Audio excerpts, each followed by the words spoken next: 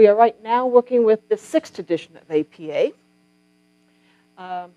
If you are finding an edition that says 5th edition or something like that, you don't want to use it. And you want to make sure you use the 6th edition revised, because the APA original version that came out in the July of 2009 had some errors in it, and then they had to correct it by October. So you want to make sure you use one that says revised. Otherwise, you might inadvertently get the wrong version out there for me. So 6th edition, make sure that it is revised. And if I was doing a paper and I was using their particular manual, this is how I'd set up the citation for that manual.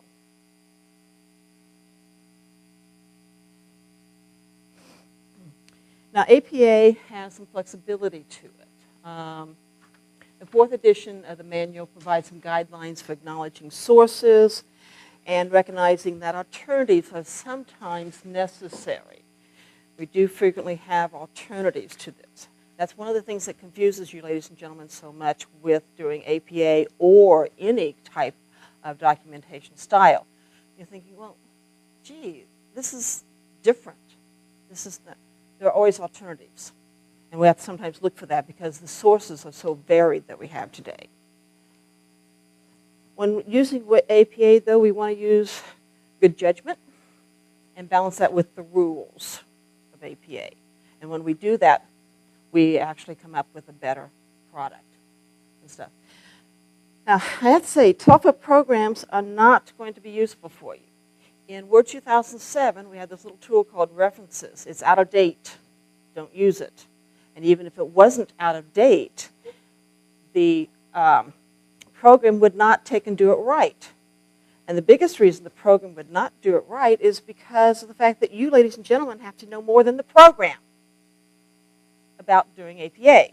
And if you don't, it's not going to work for you. You guys have to know more than the program. You have to know the ins and outs of how APA works or MLA works in order for that software program to work effectively. So simply don't use the Word 2007's reference tool, okay? For MLA or APA, they are out. It is totally out of date. I've not checked 2010 Word yet, but my guess is it's going to be like most of these software programs. It's not going to be effective for you. You have to know how to do this before you can use the program. It's not an easy fix, okay? There were some revisions to the APA style. If you took APA and had to do an APA paper, say prior to July of 2009, there are some differences right now that you will need to take and follow suit for me. The title page has changed a little bit. We've expanded what we can put on the abstract page. We have an increased emphasis on something called a DOI, and I'm going to explain that here in a little bit for you.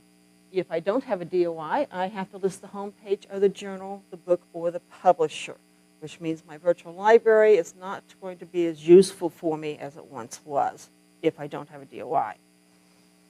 And if I have a database such as EBSCOhost or ProQuest, I will not list that in my citation. I'm going to look for that DOI. I'm going to omit retrieval dates for electronic sources unless it's a wiki. Wikipedia would be an example of a wiki out there, and there's several other wikis. So Wikipedia would be an example. However, for academia, Wikipedia is not useful. It plagiarizes, big time. All right? It has information on there that's not written always in the way that it should be written. So we want to only watch use of Wikipedia. So check with your instructors on whether that instructor will allow you to use that particular source.